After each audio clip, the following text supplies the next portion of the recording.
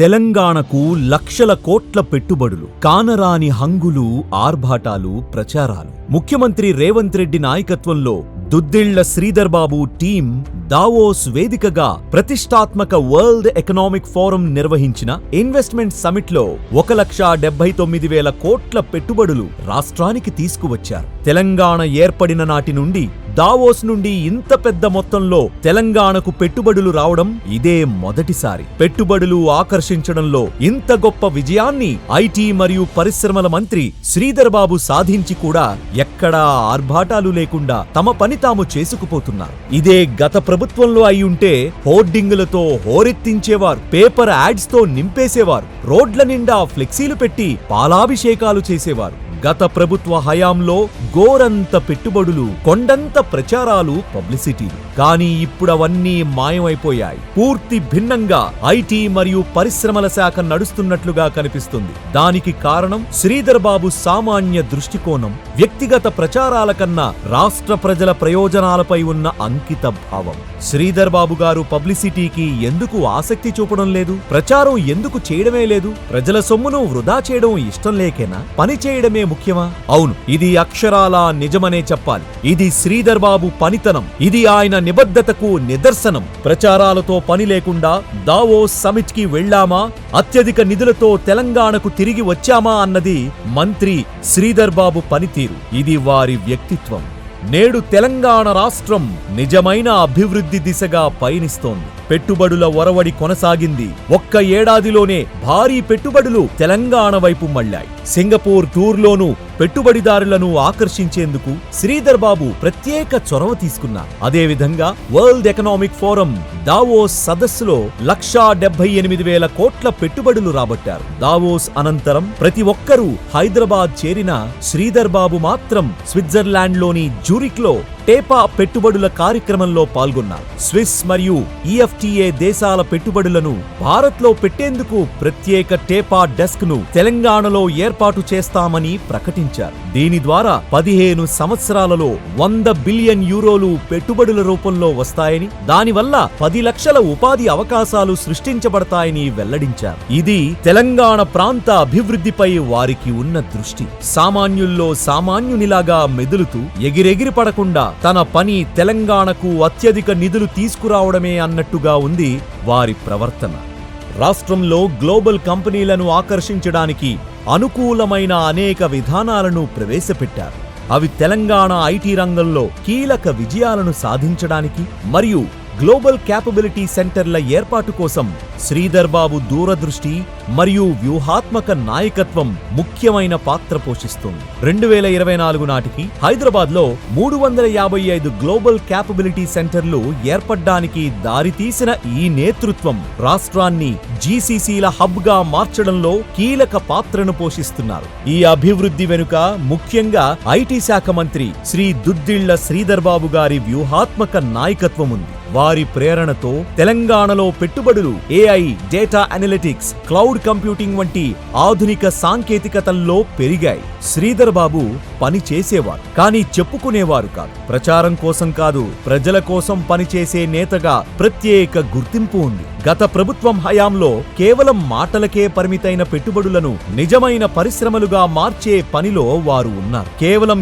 ఏడాది కాలంలోనే రేవంత్ రెడ్డి గారి సమర్థవంతమైన నాయకత్వం రాష్ట్రానికి కొత్త రూపాన్ని ఇచ్చింది. అంతర్జాతీయ స్థాయిలో ఉన్న కంపెనీలు ఏఐ పరిశ్రమలో ఇన్వెస్ట్మెంట్లు పెట్టడానికి తెలంగాణను తమ గమ్యస్థానంగా ఎంపిక చేసుకుంటున్నాయి.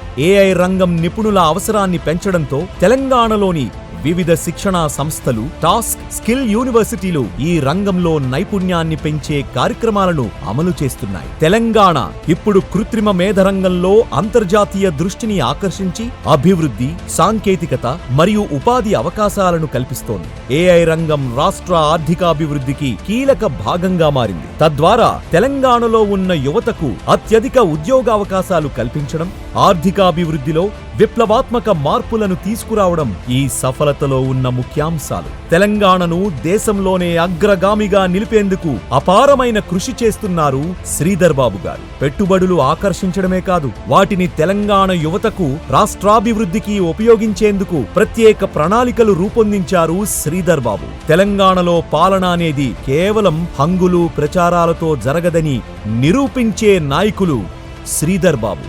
ఒక పాలకుడికి ప్రజల అభివృద్ధి మీద నిబద్ధత ఉంటే ప్రచారాలు అవసరముండవు. శ్రీధర్ బాబు ఐటీ పరిశ్రమల అభివృద్ధికి ప్రత్యక్షంగా మరియు పరోక్షంగా మిగిలిన రంగాల్లో రేవంత్ రెడ్డి గారికి తోడుగా తనదైన శైలిలో ముందుకు వెళ్లడమే కాకుండా తెలంగాణ అభివృద్ధికి కొత్త దిశనిచ్చారు.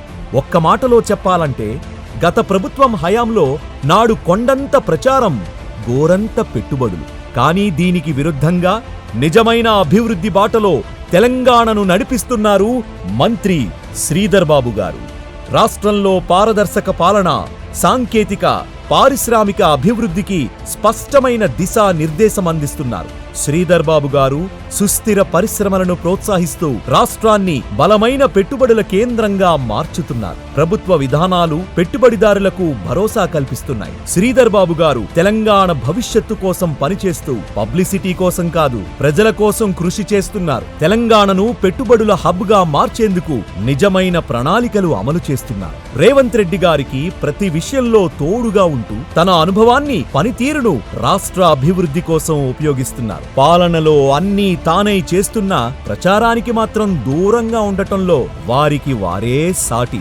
ఒక రోజు రేవంత్ రెడ్డి గారు ఒక సభలో మాట్లాడుతూ సీఎంని నేనే అయినా వెనకుండి నడిపించేవాడు శ్రీధర్ బాబు గారే అన్నారు. ఈరోజు ఐటీ మినిస్టర్గా, ఇండస్ట్రీస్ మినిస్టర్గా, శాసనసభ వ్యవహారాల మంత్రిగా, అన్నిటికంటే ముఖ్యంగా నేను మొదటిసారి ముఖ్యమంత్రి అయిన గతంలో నాకు ఎలాంటి అనుభవం లేదు. మంత్రిగా కానీ ఇతర ప్రభుత్వాన్ని నడిపించిన పరిపాలనమైన అనుభవం లేదు. కానీ వారు ఎంబడి ఉండి వారి సలహాలు, సూచనలు, వారి సూచన మేరకి రాష్ట్రాన్ని సంక్షేమం విషయంలో కానీ, అభివృద్ధికి పెట్టుబడులు తీసుకురావడం విషయంలో కానీ వారి అనుభవాన్ని, అదేవిధంగా వారికి ఉన్న నైపుణ్యాన్ని రాష్ట్ర ప్రభుత్వం పూర్తి స్థాయిలో ఉపయోగించుకునే ప్రయత్నం చేస్తుంది. ఇన్ని విధులను నిర్వహిస్తూ ఒక్కనాడు కూడా నేనే ఇవన్నీ చేస్తున్నా అని ప్రచారం చేసుకోవడం కాదు కదా. కనీసం పక్కన వ్యక్తికి కూడా చెప్పుకోని శ్రీధర్ బాబు మనస్తత్వం ఎంత గొప్పదో మనం అర్థం చేసుకోవచ్చు. ఎంత ఎదిగినా ఒదిగి ఉండాలి అనే వారి స్వభావం నిజమైన ప్రజాసేవకు నిదర్శనం. మనం గత ఐటీ మినిస్టర్ పనితీరుని, నేటి ఐటీ మినిస్టర్ శ్రీధర్ బాబు గారి పనితీరుని గమనిస్తే తేడా అర్థమవుతుంది. గతంలో ఒకరు 20,000 కోట్ల రూపాయలను పెట్టుబడిగా తీసుకువచ్చి వేల కోట్ల రూపాయలను ప్రచారాలకి వెచ్చించేవారు. నేడు ఈ పరిస్థితి లేదు. ప్రజల సొమ్మును ప్రచార ఆర్భాటాలకు వెచ్చించేదీ లేదు. ప్రతి రూపాయి వృధా కాకూడదన్న శ్రీధర్ బాబు గారి ఆలోచన గర్వించదగినది.